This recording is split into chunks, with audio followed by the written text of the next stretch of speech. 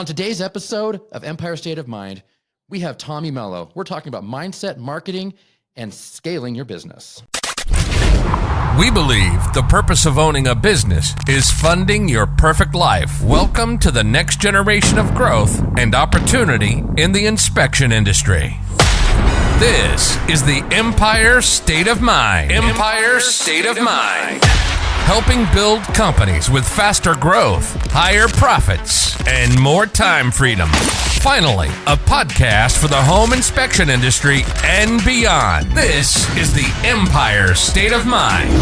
And this is your host, Matt Williams.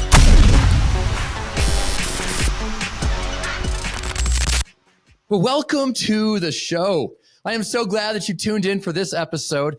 I got to be honest, over the last month or two, and we had this on the calendar, I've been looking forward to this one for a long time. A little bit of fangirling right now, unashamed that Mr. Tommy Mello from A1 Garage Door has taken time out of his day to come join us. And so, hey, Tommy, how are you doing today?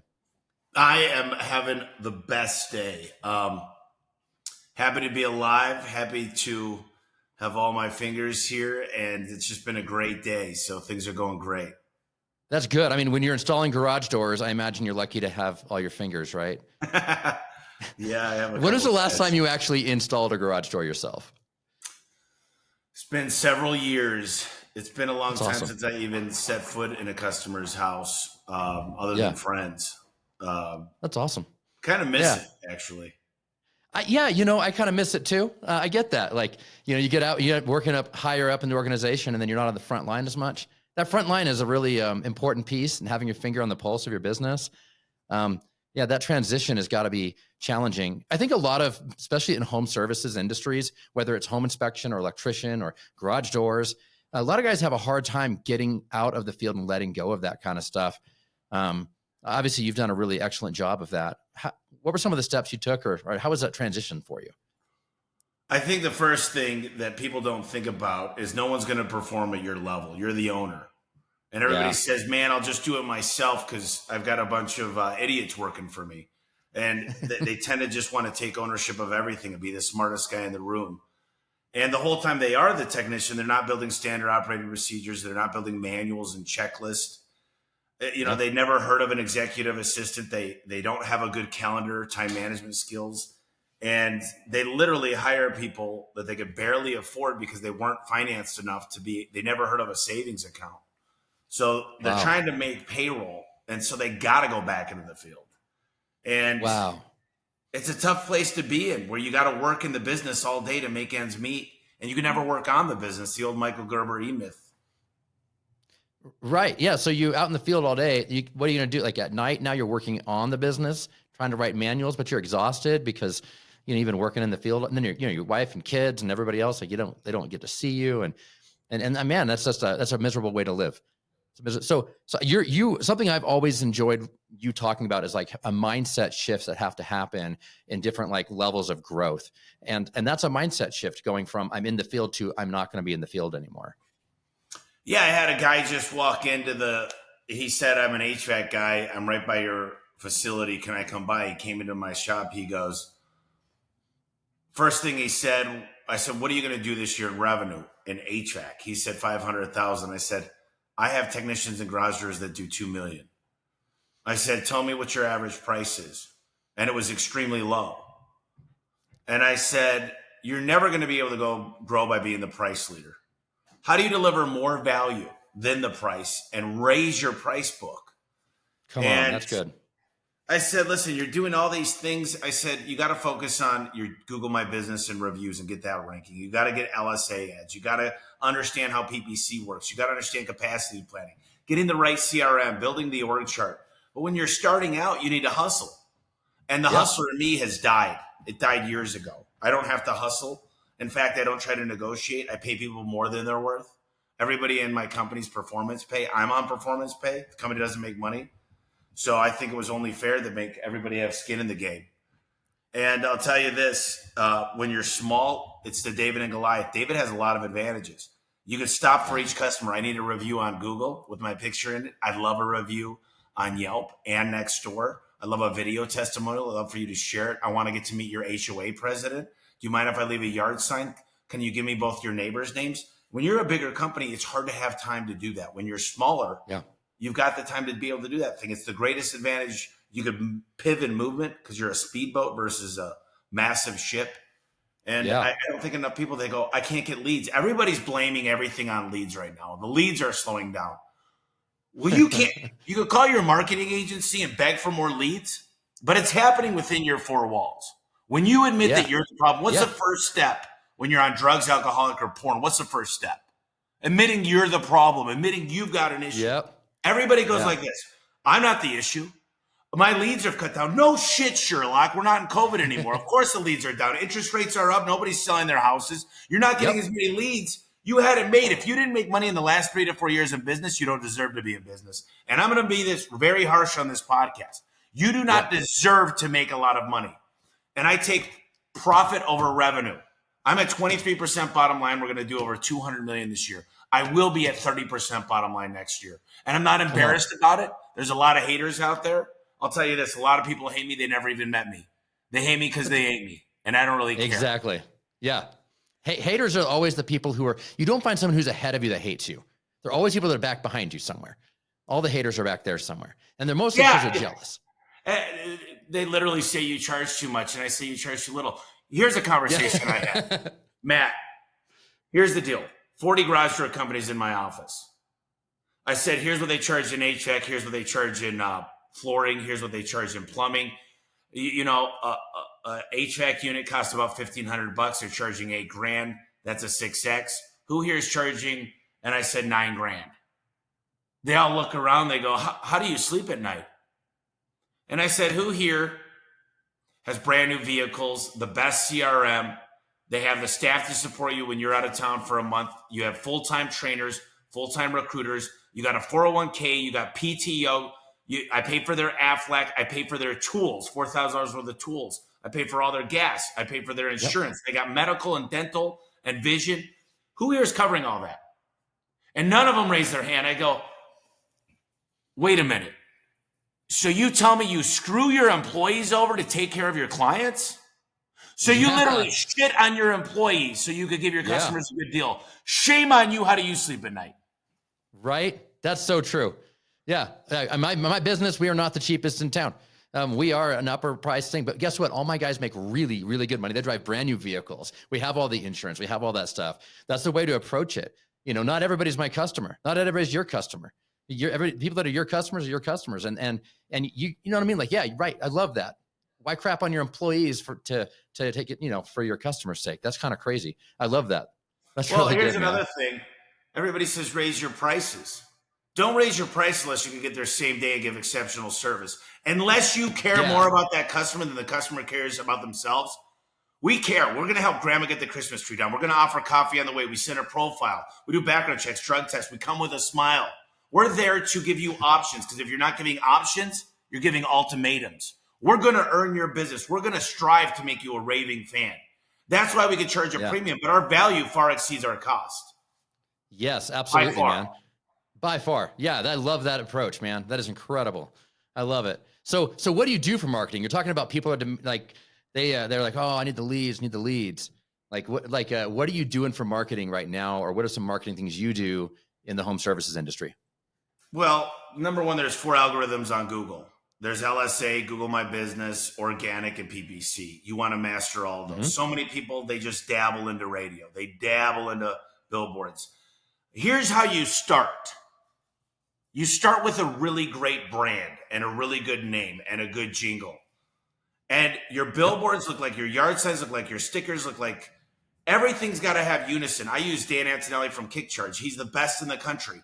And he charges a premium. He charges 20 to 30 grand. And people go, I already get enough business. Why would I pay more? Rename your company, get the right brand. And here's why. Your pay-per-click will go to the 10th. You'll be top of mind. You'll be remembered. I just look at these companies that don't have 30 grand to spend, and they're like, well, it's easy for you to say, no, it's not. You think anybody gave me money? You don't think I worked my balls off? You think I'm lucky? You've never been in my shoes. You don't know the relationships, the weekends, the nights, the holidays that I've gone through. And the best investment you can make in marketing is into your brand, period. Yes. By far. Yes. Invest into the Yeah, brand and absolutely. make it a great name. Yeah, absolutely.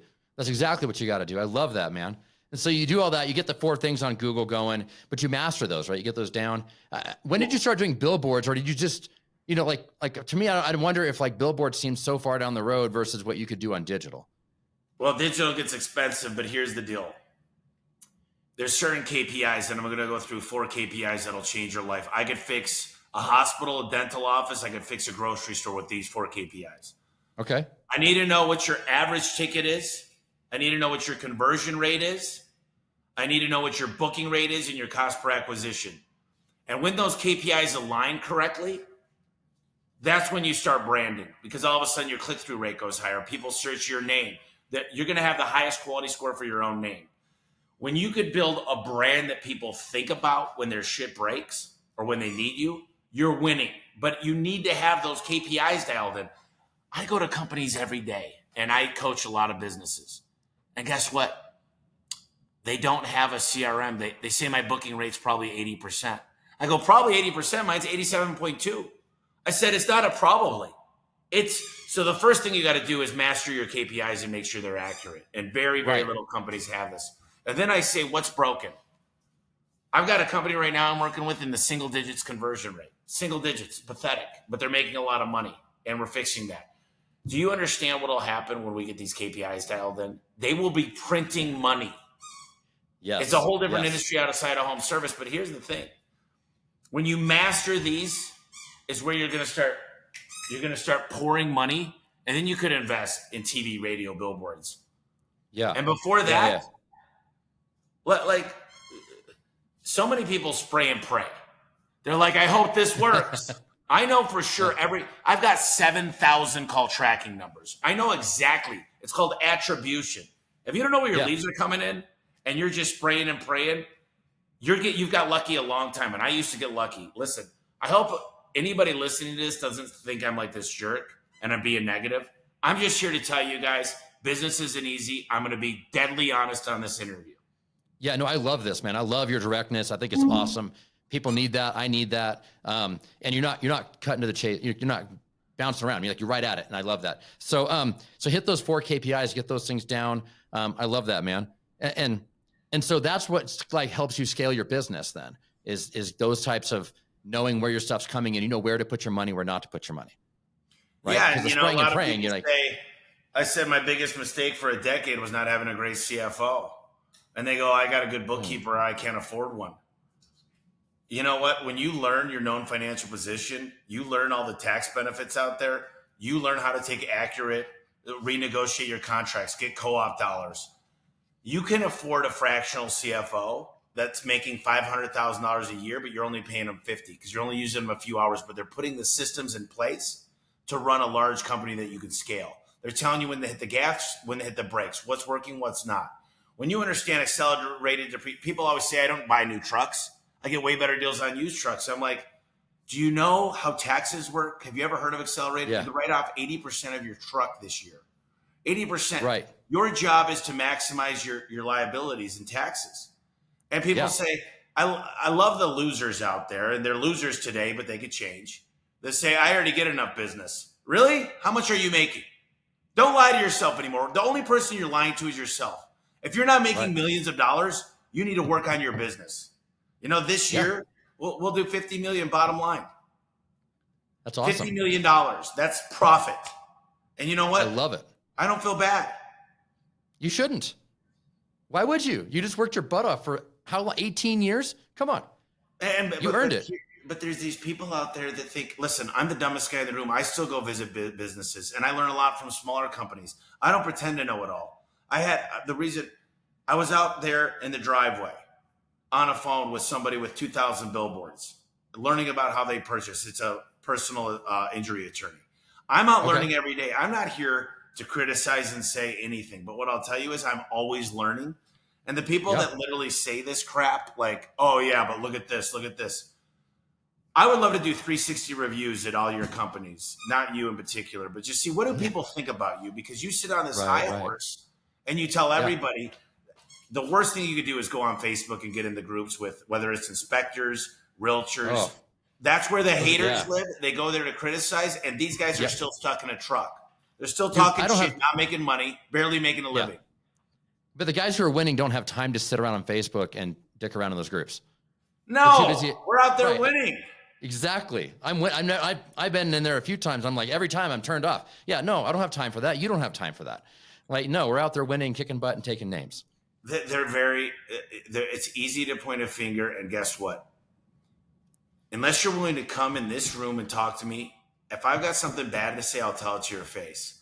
I don't have any sense of pride by talking behind people's back. That's shameful. It's cowardness. Yep. It's pathetic. Yep. And to criticize others, you know how much time I have to focus on the other team? I'm too busy focusing on winning. Yep. Yeah, here's the deal. Losers focus on winners. Winners focus on winning. It's the truth, man. It is the truth. Absolutely. Absolutely. A lot of people hate me in my industry until they get to know me. They go, man, I thought you were like, you just charge more, your marketing, you steal all of our guys. And I go, I don't steal them. They come to my door and they say they hate you. They want to work for us because we care about them. We love our people. Yeah. I will bleed for the people. I will go to war for my people. These are my people. I'm the leader. I lead from the front. People say, I love that. I can't afford everything you buy your people. I say, can you afford Bisquick at Costco and make pancakes? Get to know their wives, get to know their husbands, get to build a relationship. 83% of people say they don't leave a company because they built relationships. They have a best friend at work. They're not going to do that working. You do that outside of work. You get to know their families. You find out their goals. In the book, Elevate. Yep, you just wrote that book. Yeah. Build a business where anybody wins. What if you sat down and said, Matt, I want to know your bucket list, your dreams. You told me your dad was sick during COVID. You said you wanted to take him on a fishing trip to Alaska. You told me how much it was. You told me you want to take your wife on a 10-year anniversary, and you told me you want to bring your kids to Disney World. And you want to buy a second house in 18 months. Here's your KPIs, and I'm going to show you how to get there quicker. I'm Team Matt, and I'm going to say what's in it for you, and I want to see you win more than anybody. I know you don't care. And if you set up, but if you set up your guys that way and you set up your people that way to be able to win like that, you're helping them win. You're putting together the framework. You're putting together everything to help them win. And I mean, then people want to run with that. You know, that's a great way to do it. I love how you're doing that. And that's really cheer, cool, man. Like I got guys making $300,000 plus. And here's the problem: a lot of business owners go, "You made more money than me." Well, the top sales guys do make more money, but here's the problem: when you start paying performance pay, it changes everything. Everybody's running. People say, man, performance pay, they rip people off. If they rip people off, you hired a thief. If they start charging more on the 30th, I have a price book, and you can't change it. We do not take advantage of people. There's an opportunity cost of not giving options.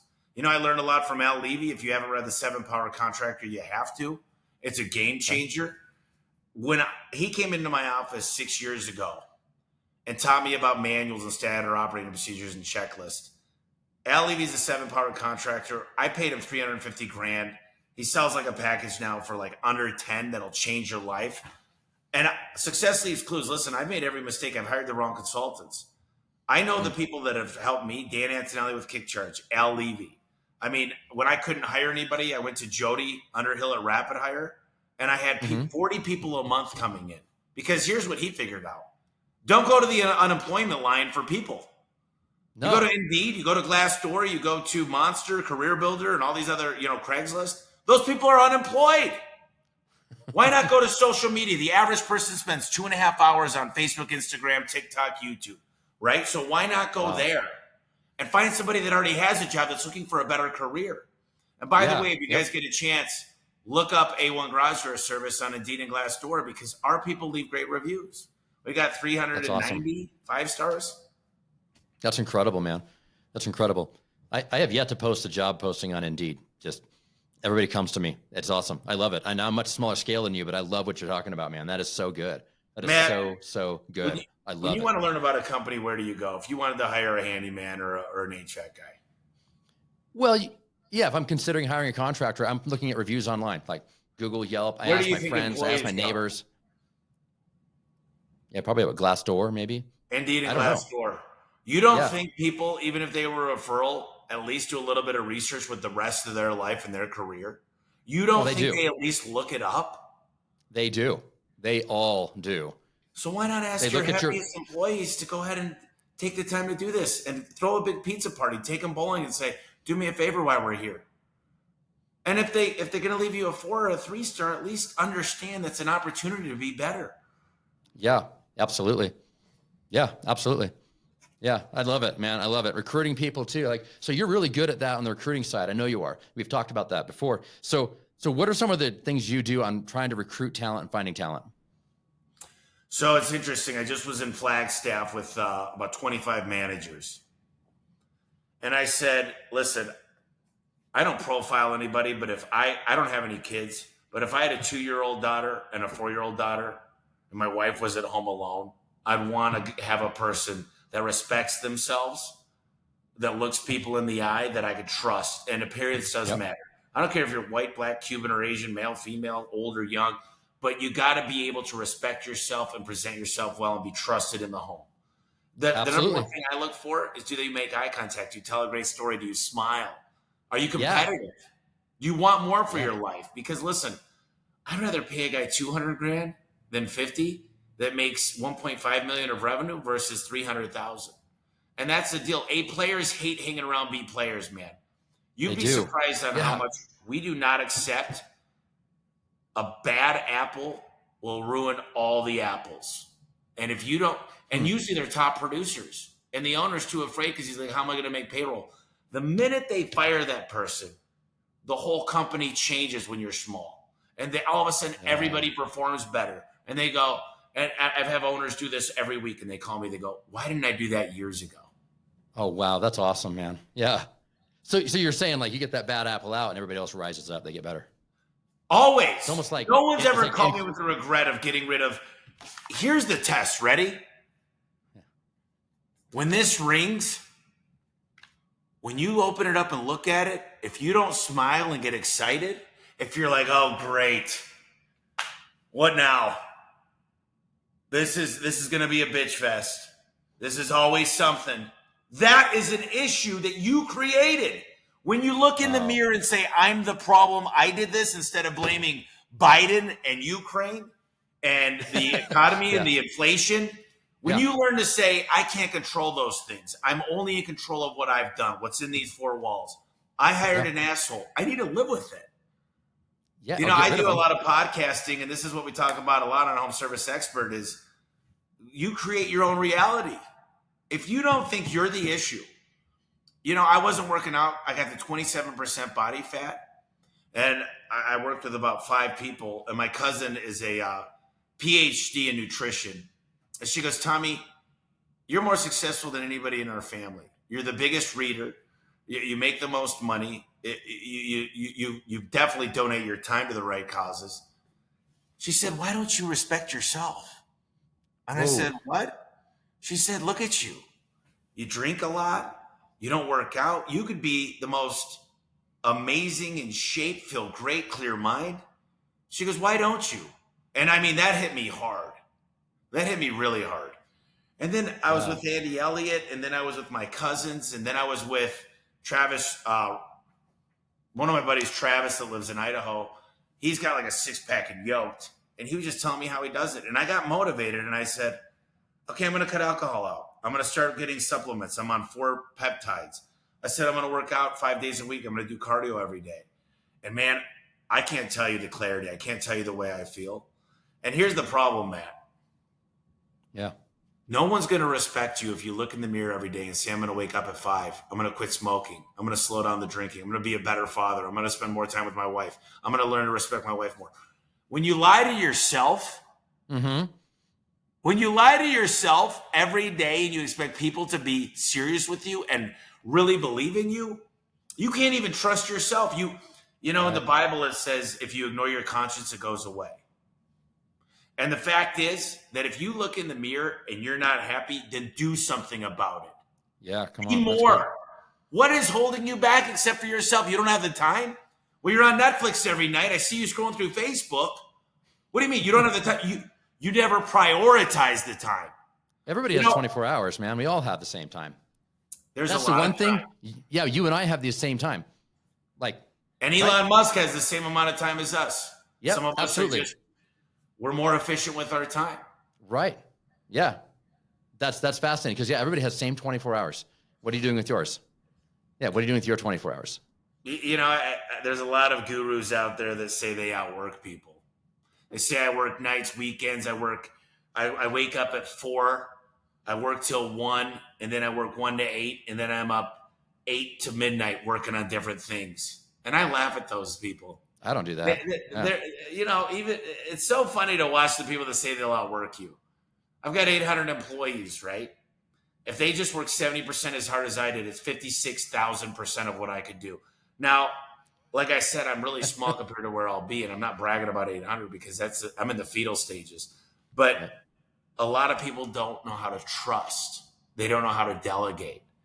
Like, take, for example, if you had an assistant and you wanted to book a flight and she screwed up, she got a connection flight and your TSA number wasn't in there. You go, isn't this common sense?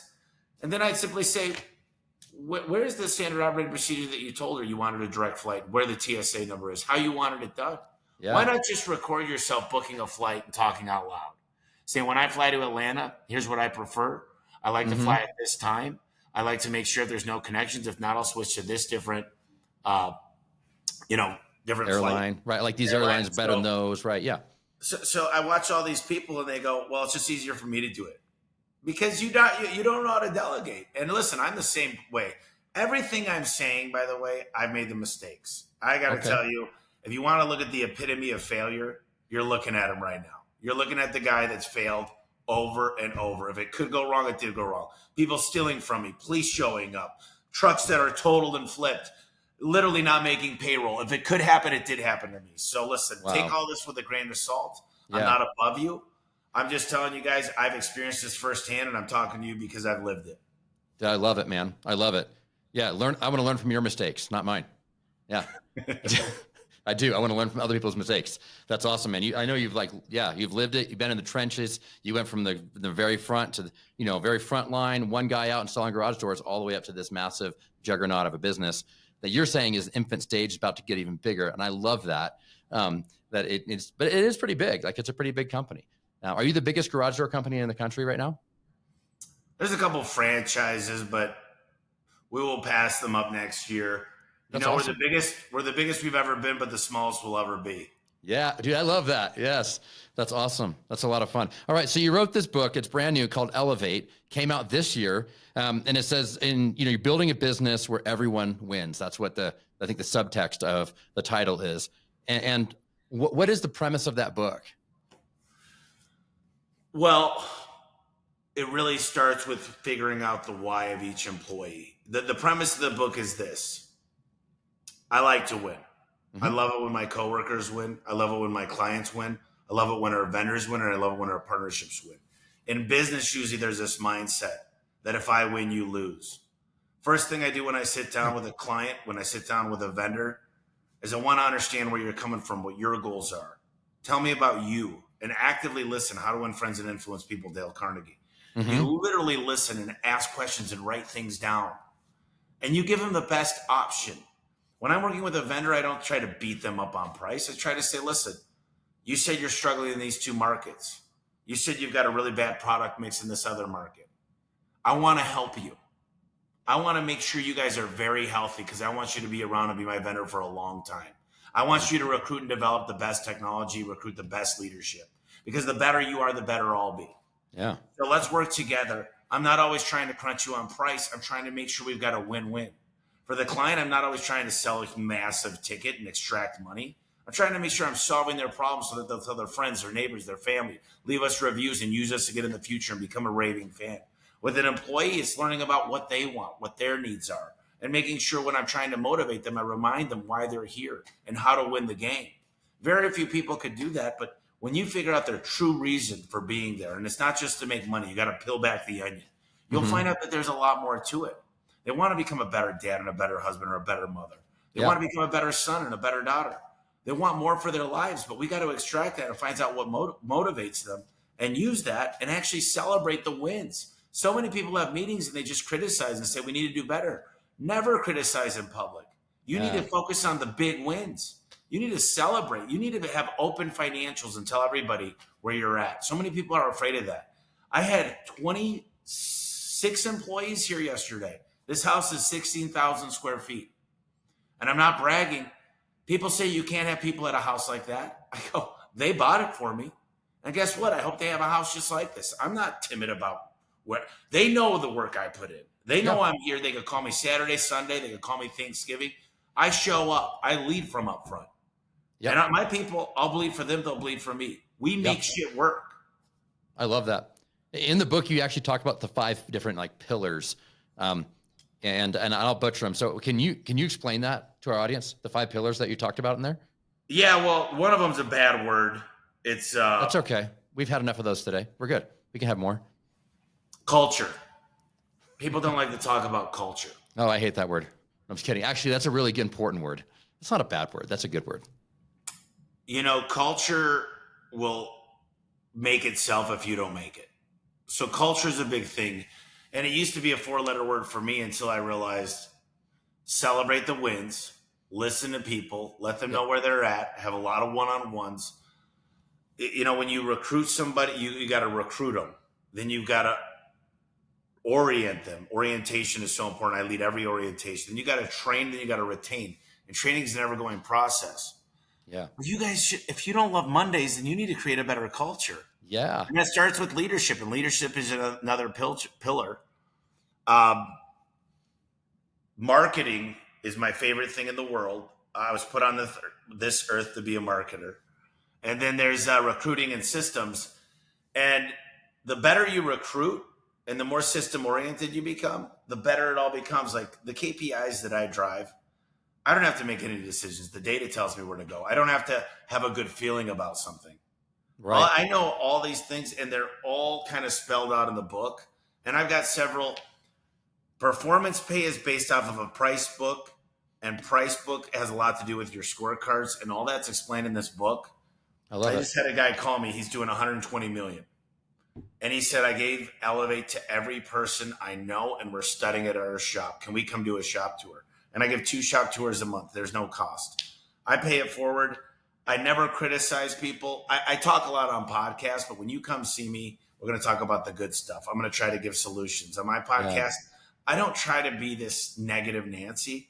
I just want people to wake up and understand that you're not owed anything in business. You take all the risks, you get all the rewards. No one's going to care as much as you. It's true. And I think I laid it out pretty good in the book, and I've got some really, really smart co-authors that made me look good. That's good. It's good to have smarter people in the room. People smarter than you and helping you out and doing that. The idea of culture is something that I'm super passionate about as well. And I think every your business has a culture, right? It has one. Your business has one. It's just whether or not you're shaping it or somebody's shaping it. You know, that toxic employee might be shaping it, or maybe it's a healthy employee. But if you have a bad culture, like every business has one. You know, you gotta be every wall has a color. You know, and what color is the wall of this building? Like you have to pick it. You have to pick that culture and push for it and go for it. You said you're put on this earth for marketing, and I think culture is probably one of the things that I'm really strong at. And I love that 4-letter word of culture.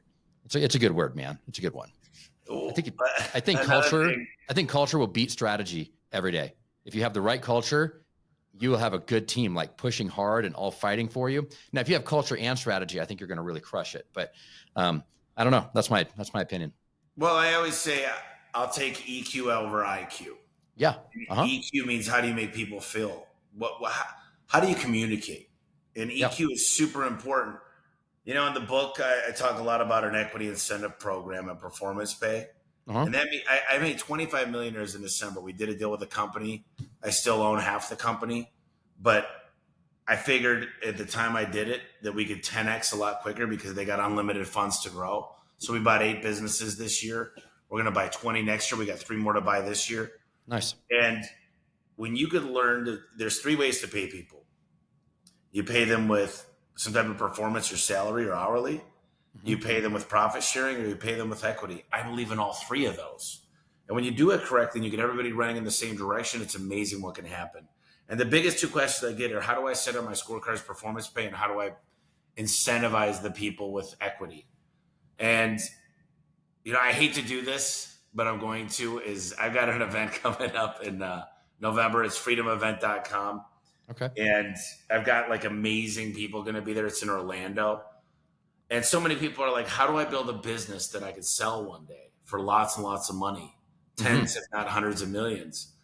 And so that's all this is about, is learning how to build a business that you could sell for lots and lots of money and understanding what a buyer looks at. Dude, that's and good. I'll show people how to buy businesses, how to integrate businesses. And I've got a lot of trusted advisors that'll be there. And the goal is to change the game of business. That's my goal. I really enjoy business. I enjoy marketing. And we should have about 1,000 people there. That's what I'm shooting for. Okay. And if anybody wants to learn, inspectors, who do you want to be around? You want to be around home service people. You can make so much money. I know pest control is really big for inspectors. Yep. But listen, HVAC, garage doors, when you move into a home, I'm working out deals with Mark right now. When you move into a home, you probably want the floors done in the garage. You probably want your home link in your car done. You probably want some garage storage. You probably want to get rid of some of the bugs. There's so many opportunities with affiliate marketing, influencer marketing. Yeah, absolutely. And when they're moving into the house, that's when it's top of mind for them too. They're like, oh, this garage door is annoying. Like I wish, or my old house had their app on my phone that could control it. And this new one is like this 1980s, big old button you got to click. And I want that newer technology or whatever in my house. Yeah. Yeah, I want that stuff in my house and or I miss it or whatever, but when people are first moving to houses, that's when they really are. That's one of the places where they're really in tune with some of the things they want to change. I don't like these floors. I'm buying the house and the seller's not fixing it, but I'm going to have to fix it when I move in or before I move in. So you spend 80% of people get storage in their garage within the first year. Yeah. Like to understand the buyer's persona and I love inspectors. I've had a lot of inspectors and there's different quality, but I'll tell you this, like they're on the buyer's side and that's important. You build trust, man. I have trust with the buyers, right? Like my company does. Can you leverage that trust? And the deal is, one of the things that I say to every person I partner with is your reputation's on the line when you refer me. Yeah. And that's a sacred relationship. And a lot of people are afraid that if they give somebody a name, so I just say I'll give 100% of the money back. We don't always. There's trucks that have broken down or get a flat tire. There's things that have gone wrong with the manufacturer. Not every one of our guys are perfect and don't make mistakes. So I just give the money back to protect that relationship. And it's so important when you do a partnership or affiliate agreement or anything. And there's all kinds of fiduciary responsibilities with inspectors about receiving kickbacks and whatnot. And there's ways to work through that. But ultimately, I want to protect that relationship. And I think it's very, very important that when you get with a good company, and it's not about charging the most, I have the best prices for the quality. We've got different options for everybody. I could beat anybody's price, but I could also do a lot more than most companies. So, right. Well, yeah, and you have the value, right? And that's what really matters, is having the value there. Yeah, so if someone's buying a more expensive garage door, you want to sell the cheap stuff, you could sell it and compete with the cheap stuff. But absolutely. But apples to apples, I sell oranges. What can an inspector do to separate themselves from everybody? And what that means is, how do you package things? What else do you do that no one else is doing? Yep. Well, sir, it's impossible for me to even compare that quote, because what we do is we do this, this, and this, and no one else is doing this. We have the latest technology. We also have a different scanner. We go through the drains with the scope. I don't even know exactly everything an inspector does, but one of the things that I would say is we fight for you to make sure everything's perfect. And we're going to save you money on this house. We're going to save you investment. And we're going to tell you where to get the home warranty from or what equipment to get it on. Like, don't be apples to apples, because then you're just competing on price. Yeah, and that's not a great place to be competing on. That's not where you want to compete. Well, it's a losing game. Usually most inspectors, they go into a market, they offer a little more for a little bit less, and they don't know they're copying idiots that aren't making a profit. Most business owners are barely making a living. They went in to start a business and have freedom, but they're not working 9 to 5. They're working 7 days a week. They're working on holidays. And they're not getting ahead. And your biggest asset is your business, but it's not worth much if it takes you to be there to be successful. I would never give a good multiple to a company that existed around the owner. Right. In fact, if I leave A1 Garage for a service for a month, it runs perfectly without me. In fact, it probably runs better without me. I'm just the gas pushing it forward. I'm always pushing this. I'm motivating. I'm keeping an eye on stuff. I always say I live on Mars and I look at Earth for a volcano. The business is Earth. And I'm looking for that hurricane or that volcano or that tornado or that forest fire. And I go in and I look at it, and I've delegated really well. I make a lot of critical decisions, but I entrust the leadership, and I've invested a lot in them, and they invested a lot in me. And there's a strong trust within the company. And they make mistakes, and I encourage mistakes as long as they learn from them. I don't get mad when someone falls down. They got to learn to get back up. Yeah, how much do we fail as business owners? How do we expect our people not to make mistakes? Dude, I screw up stuff every day. Yeah, absolutely. And the only way you learn is, like you said earlier, you failed and failed and failed. You failed so many times in a row that eventually you start figuring stuff out and you start doing it the right way. Yeah, you got to let your people make those mistakes too. And you're delegating something to somebody, and then if you don't allow them to actually make the decision, it's like, why'd you hire them? You know, like I hired you to do this job and make these decisions. And I don't know, you got to trust them at some point, right? Well, Matt, let me tell you a quick standard operating procedure on delegation. Okay. You got to write this down on a notebook when you give somebody something. Here's what needs to get done. Here's why it needs to get done. Here's when it needs to get done by. Here's the resources you have available to get it done. Here's the date we're going to check on progress because we all procrastinate. Here's an opportunity for feedback. And here is the benefits I'm going to give you, the bonus or the ramifications. So if you include that and have them sign off on it, and then they can repeat it back to you and they understand exactly, and they've repeated back exactly what you want, then you both agree that it'll get done by a certain date and it's all clear. But too many of us, we dump and we say, can you handle this? There's no procedure around it. And there's 3 reasons it fails. Either it's the wrong system, there's no system, and the third one's the big one. The system's not being followed because no one really understands how it's supposed to be. They don't understand if they get a tattoo that says F you on the side of their face, they could get fired. There's no manual for that. What happens if you break down in your car? Who are you supposed to call? What happens if my manuals are 60, 70 pages each, but they tell you how to play the game? The scorecard is the KPI. You know, people start and they go, how do I get ahead of this company? What's the policy on attendance? What do I do if this breaks down? And you know what the definition of insanity is? And when somebody calls us, you answer the same question 10 times a day instead of creating a place where all that information is and exactly how it should run. You want your business to run like clockwork? Create standard operating procedures and manuals and checklists. I've got a 151-point checklist for our tune-up. We do 151 things in your garage on our tune-ups. It takes an hour. Wow. That's awesome. I think people want to win too. And if they don't know what to do and they're failing and floundering, you know, well, that's on the leader, right? The leader didn't give them the steps to, here's what I need you to do. But people want to win. They don't want to show up to work and suck. They want to show up to work and be good. Like they want to be good. So that checklist, the manuals, that empowers them to be able to, for them to be their best self as well. You know, business owners, a lot of people want to own a business. They don't realize what they're getting into. And we want to be the best. We want to be the best versions of ourselves. You know, there's so many people out there that they keep saying tomorrow, one day. Why can't today be day one? Why can't you get started now? Why don't you decide what you're going to do to make it? People say, how did you dominate Angie's List? And I said, I found the number one dude in another industry, went and flew out to him and learned. Success leaves clues all around us. Everybody's got a reason. Everybody's got an alibi of why they suck. Yes. Why they're not getting started. The world is coming at you. And I know it hasn't been easy. You know what's so funny? Is the people, I'll tell you what, man. You want to know why I'm a killer? Is I didn't have it a lot, make it. I lived in a small house. My parents got divorced. My mom worked 3 jobs. I didn't have anything. I'm not a victim. That was the ultimate advantage. And I still have a craving of just, I like being poor. I love what it makes me do. I love wanting more.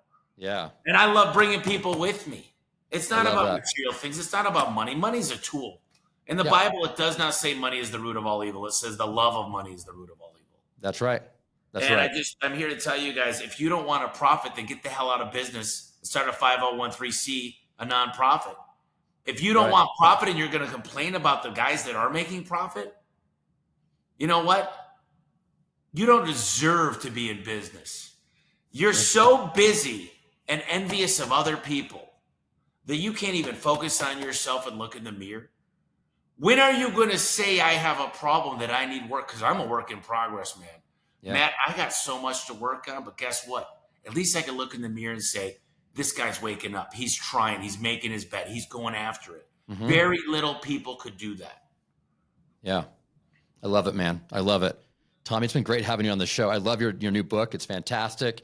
And then even your other book, A Home Service Millionaire, with the first one you wrote, I think. Both those books are outstanding. I love what you're doing. Your Instagram, by the way, is on fire. If you don't follow him on Instagram, follow him on Instagram. It is, the little sound bites are just outstanding. It is, every time I see one come across, I'm like, oh, yes, I love this guy every single time. So, Tommy, thanks for being here. If someone wants to get in touch with you, if someone wants to follow you, what's the best way for people to get a hold of you or to just learn more from you? You know, I respond a lot to the group, The Home Service Expert on Facebook. If you leave a comment there, you need help. There's about 7,000 people. I'm very interactive there. The podcast is a great spot. Not every podcast is perfect, but I use the podcast for my help. Like if you listen to 1 through 40, it'll show you how to get to 10 million. 40 through 80 will show you how to get to 15 million. Like it's a journey of what I'm going through, and I'm asking the questions. And people relate to it because they're really what's going through their mind. So if I want to learn about a CFO or human resource or payroll or taxes or just a book that I've read, that's where you find it. And if you want to reach out to me, I do a couple shop tours a month. I promise I'm not going to talk down to you. I'm not going to slap you on the wrist. I really genuinely, and I can say this, very few people say this and mean it. I want to help people. The best gift I could receive is a text, a message from you saying, I'm spending time with my kids. I'm home on Sundays. I make it home for dinner. Yeah. My marriage is better. I didn't do it. I just like to give some input. If you got questions, I'll be brutally honest, but I'm never here to destroy your dreams. All you got to do is ask. My favorite letters in the world, ASK. Yeah. Just ask, and I'll help. But you know what? If you sit there and you bitch, and you just complain that you're a victim and you never reach out, never join the group, that's on you. Right. I love it, man. I love it. Well, thank you so much for being on the show. This was an outstanding episode, and I can't wait to see you around maybe at one of the next IEB events. Thanks for being here. Tell Mark I said hi. I really appreciate being on the podcast, and I had a lot of fun today. Awesome. Thanks, buddy. Thank you. You've been listening to Empire State of Mind for the home inspection industry and beyond. Our passion is to elevate the home inspection industry with mindset, strategy, and tools. We hope you've enjoyed the show. Make sure to like, rate, and review. For more, follow on Instagram at IEB Coaching. And don't forget to hit the website at www.iebcoaching.com. Learn about IEB at no cost and have all your questions answered on our open call once a month on the third week of the month. We hope to see you there, and we'll see you next time on the Empire State of Mind.